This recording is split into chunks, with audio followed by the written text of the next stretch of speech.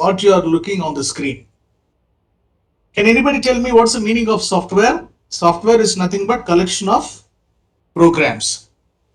So when we deal with all these programs, first of all, I should know how to analyze the system.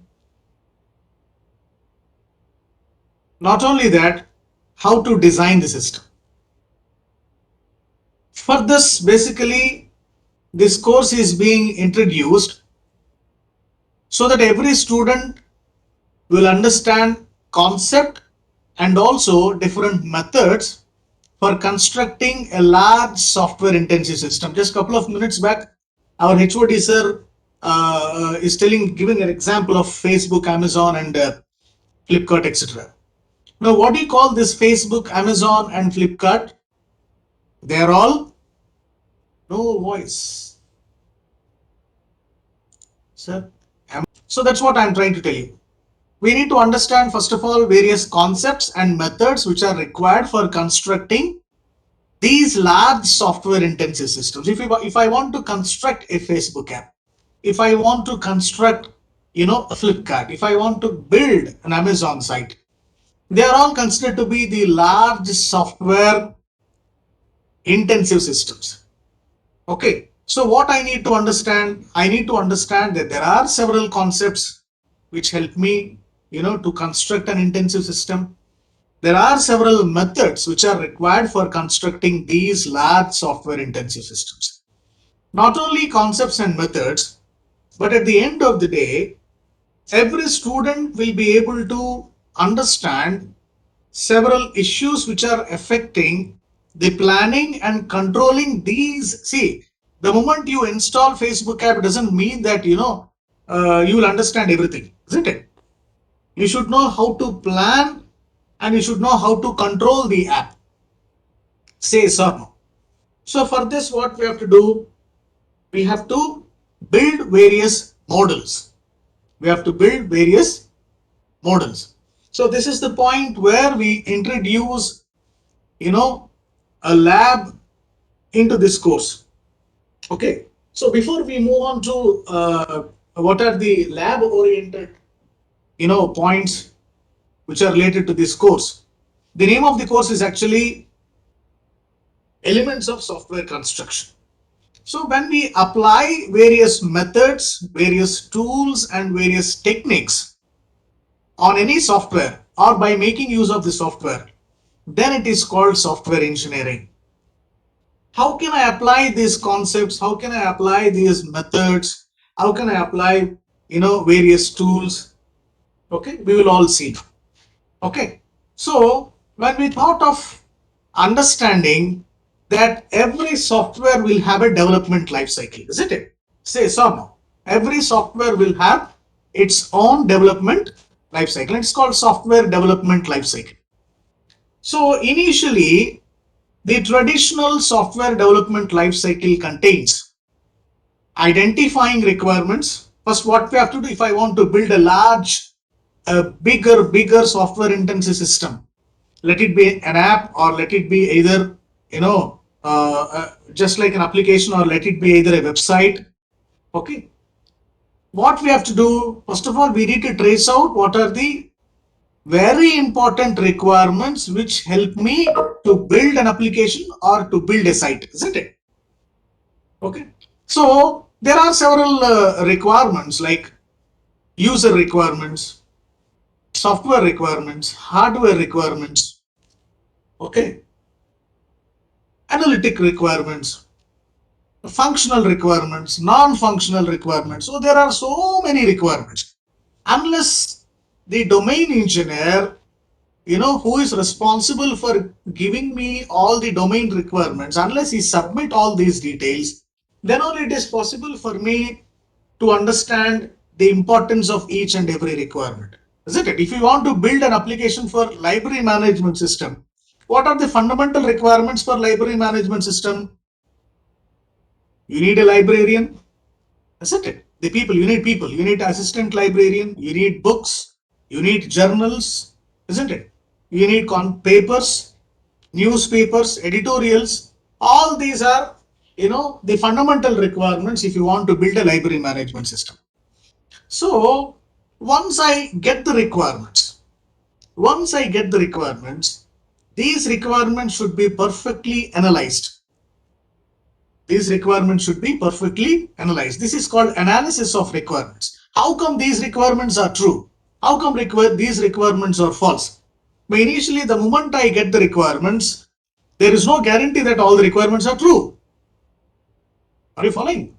There is no guarantee that all the requirements are true. Sometimes requirements which are given by the engineer may be false, may be incorrect. So that's the only reason why we need the second part of the software development lifecycle, that is analysis. Once I get the requirements, I have to perform analysis. Once I confirm that all the requirements are true to the best of my knowledge, immediately we'll move on to the next level of SDLC.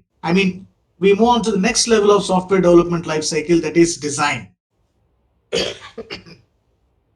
Okay, what is this design? Everything what I told you right now should be documented. Everything what is discussed in the meeting should be documented. Everything what I have collected in the form of requirements should be documented, isn't it? Say yes or no?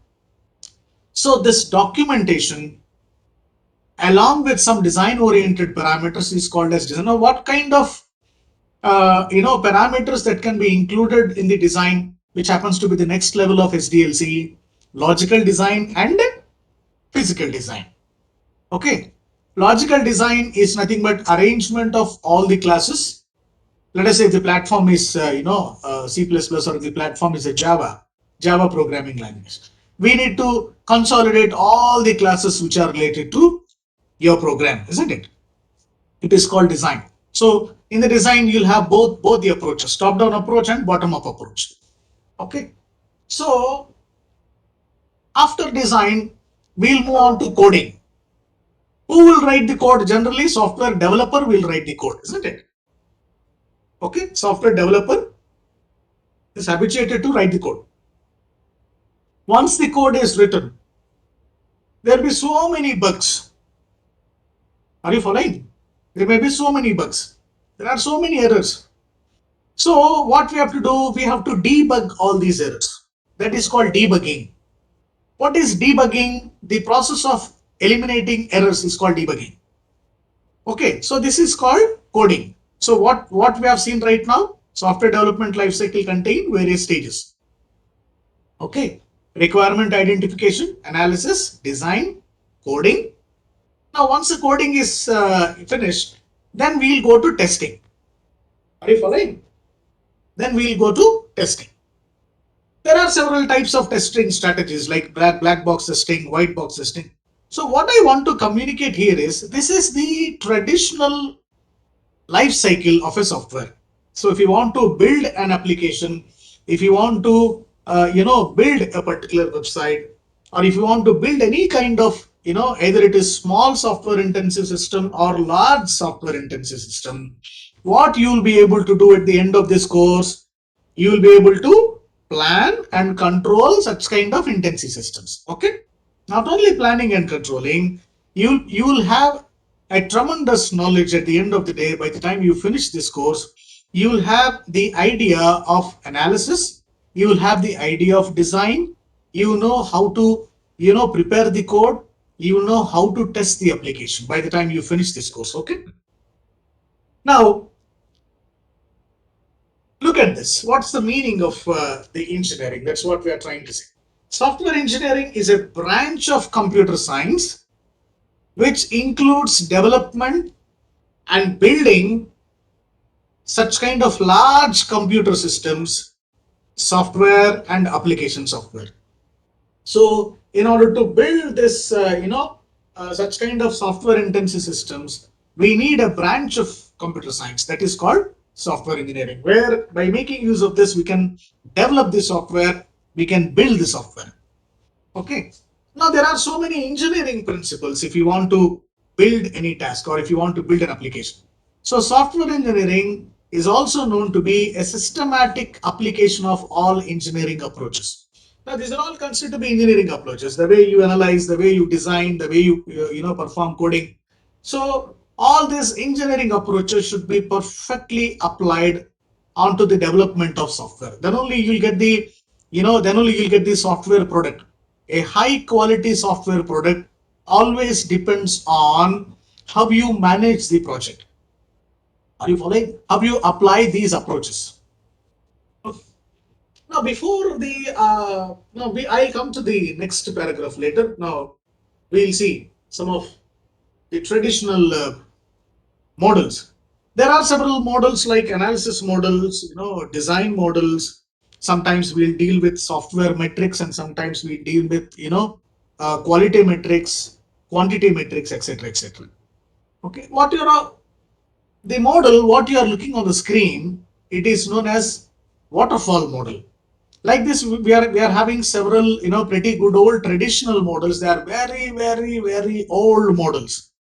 Okay, the models, what they'll be following is they'll follow only the sequential approach. If something went wrong in analysis, you cannot go back. If something went wrong in the design, you cannot go back. If something went wrong with the coding, you cannot go back. I am having so many errors. How to deal with all these errors? You cannot go back and rectify all those errors. That's the drawback of waterfall model. Are you following? Okay. So this model follows a top-down approach. How you integrate the system. So that's the biggest failure in the waterfall model. Okay. Later on, apart from all these models, somebody have developed a methodology called agile methodology. See, please try to understand carefully. If I unable to rectify my errors, if I unable to rectify, the mistake what I have done in collecting requirements, the mistake what I have done while performing analysis, the mistake what I have done in the design stage, the mistakes what I have done, or the errors what I have done in the coding stage, then what's the fun of developing the application? Are you following? Are you getting my point? So agile methodology comes into the picture. Here comes agile methodology. What is this agility?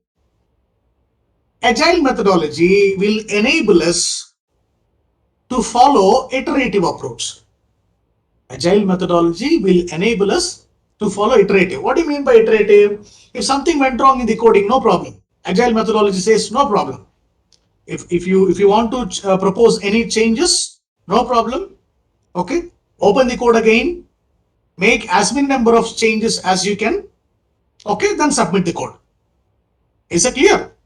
Okay. So what agile methodology promotes? Agile methodology always promotes continuous iterative development. Are you following? Which is not there in the pretty good old software development lifecycle.